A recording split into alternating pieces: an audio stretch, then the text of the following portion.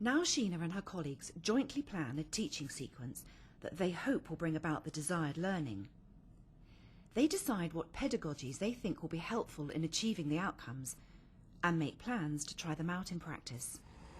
Okay, so if we're thinking about the outcome of the week, we actually want them to be able to use clauses in different positions, and we want them to be able to accurately punctuate those clauses to make complex sentences which make sense and which actually add something to their writing, don't we? Yeah. Yeah. So sort of thinking back to our sequence of lessons, we probably want to start off by The basics, finding out if they know what a clause is. exactly what a simple sentence is. And all we the need to give components them of that. access to a lot of texts which Mm. contain what we want to see at the Yeah. end of their writing. Yeah. So, So Right. give them the chance to identify them.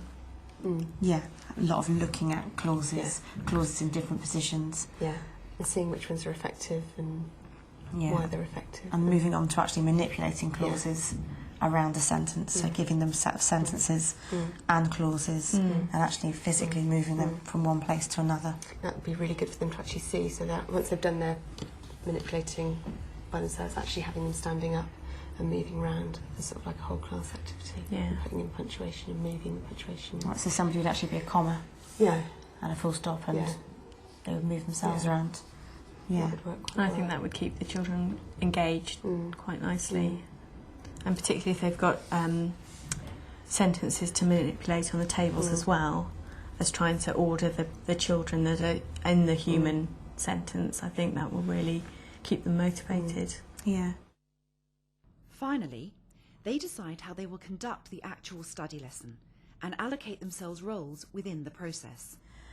If there are two people in observing, I can be doing a guided write with one group and a child can be observed. How do they respond to my questioning?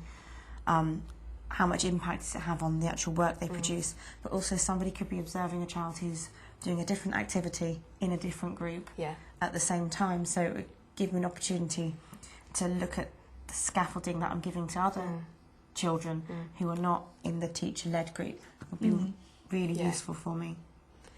It'd be interesting as well to see which of the activities that we put into the lesson study that the children respond to most, and whether the three different children and their different abilities end up responding to different parts of the lesson in different ways.